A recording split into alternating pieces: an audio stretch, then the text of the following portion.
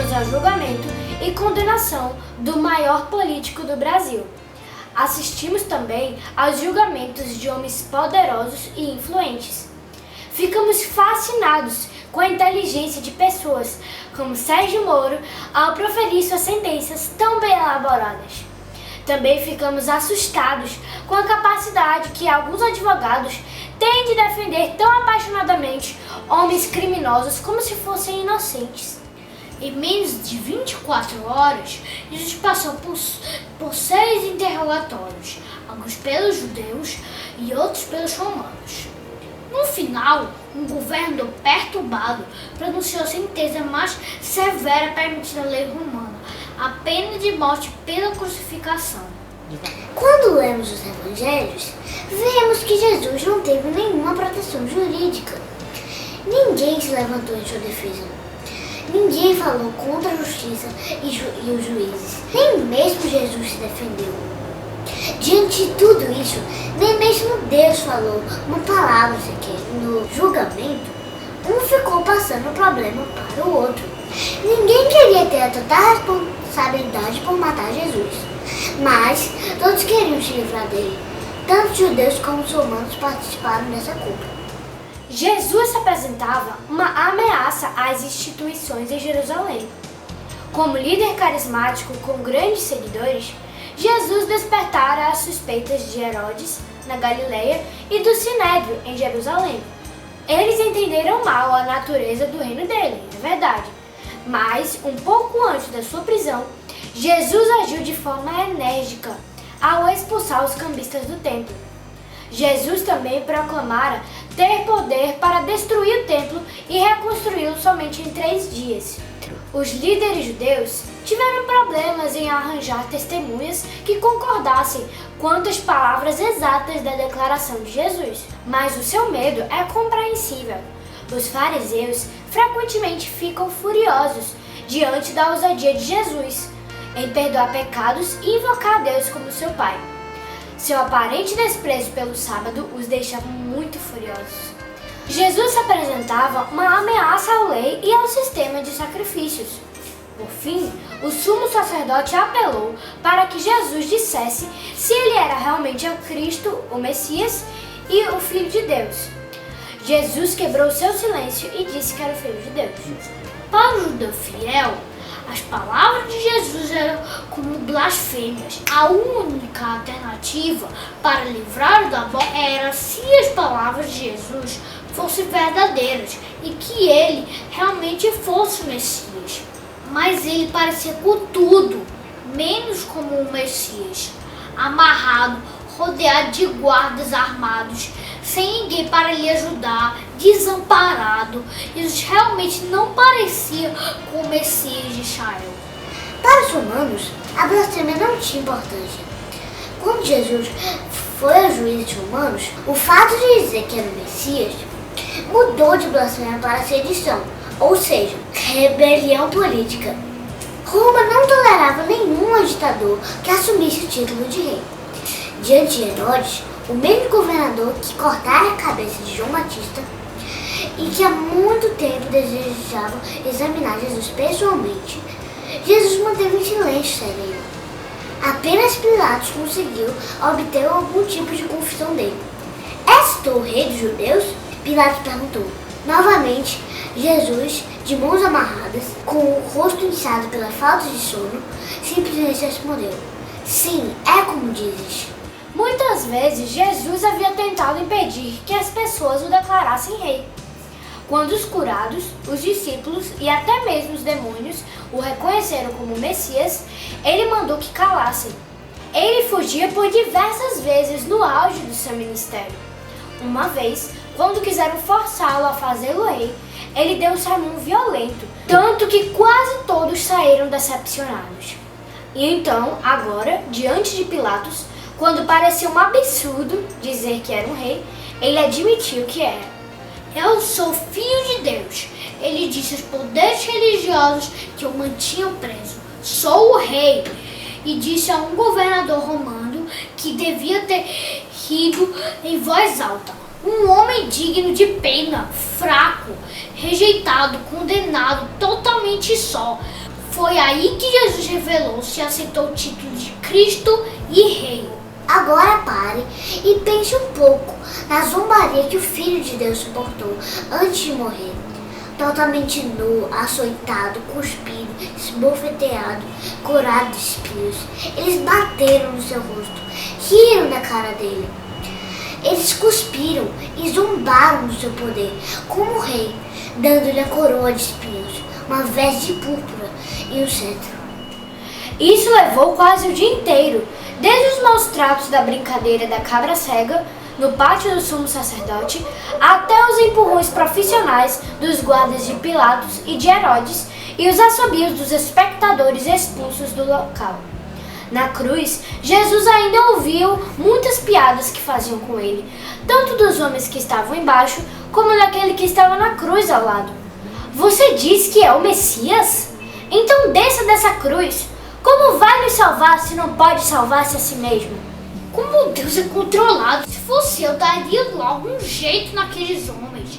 Mas Deus, que podia tudo fazer, aguentou calado. Que lição! A cada chicote, cada soco duro, Jesus deve ter se lembrado da tentação no deserto e no Getsemane. Legiões de anjos aguardavam suas ordens. Se ele desse apenas uma ordem, as piadas acabariam. A crucificação era o pior tipo de morte.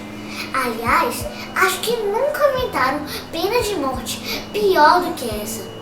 Mas Jesus aguentou. A única reclamação física foi quando pediu a água e mesmo assim ele não aceitou o vinagre de vinho oferecido para aliviar sua dor.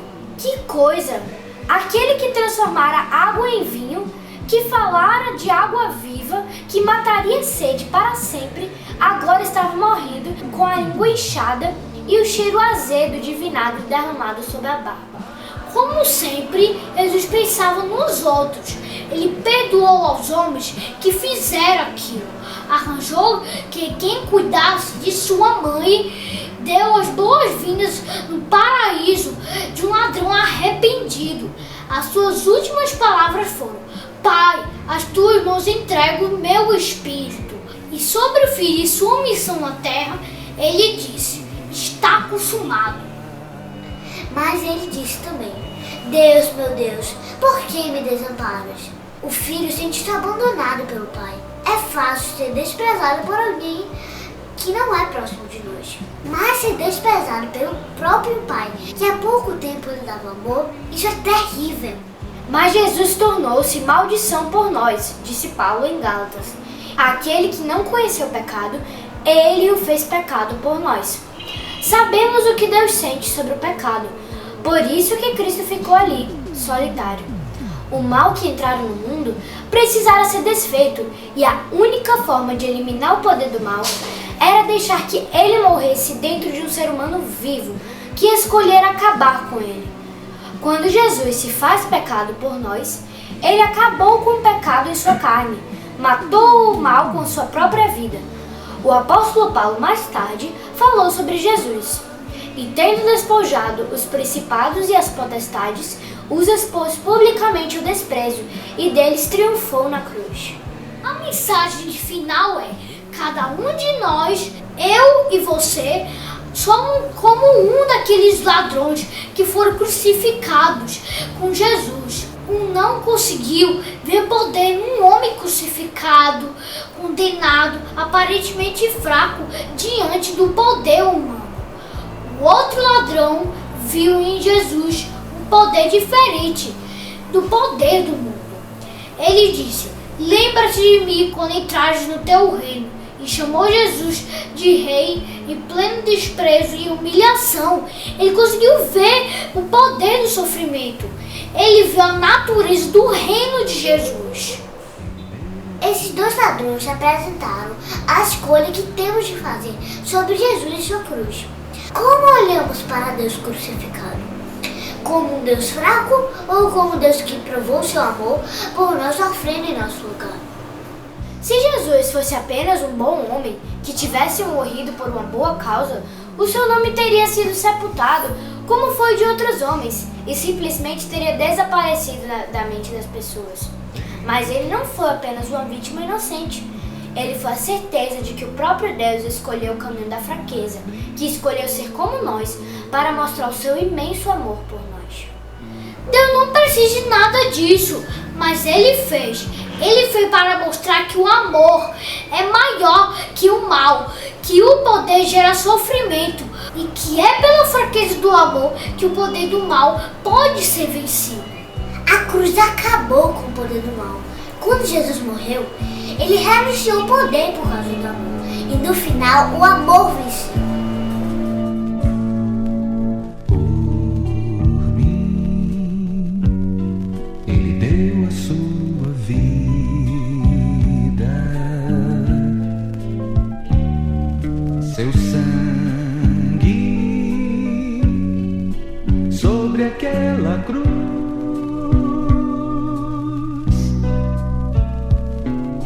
A luz do sol escurecia, vendo que sofria, não mais brilhou.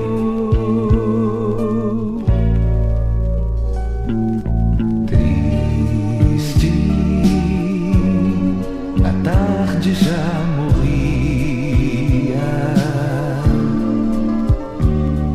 sombria, sem nenhuma cor.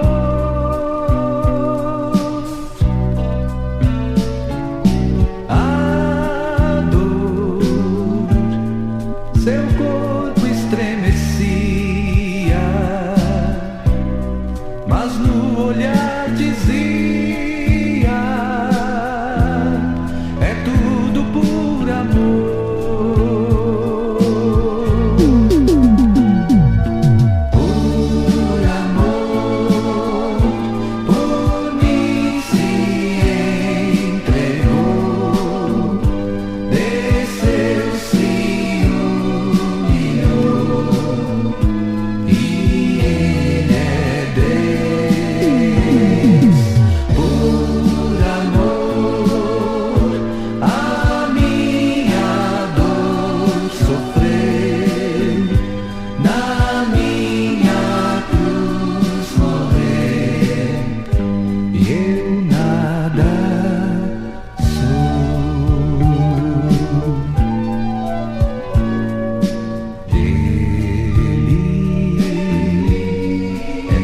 Da minha vida, minha alma, todo meu amor,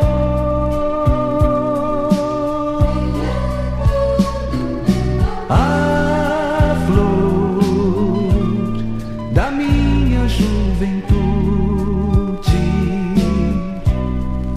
sonhos, planos e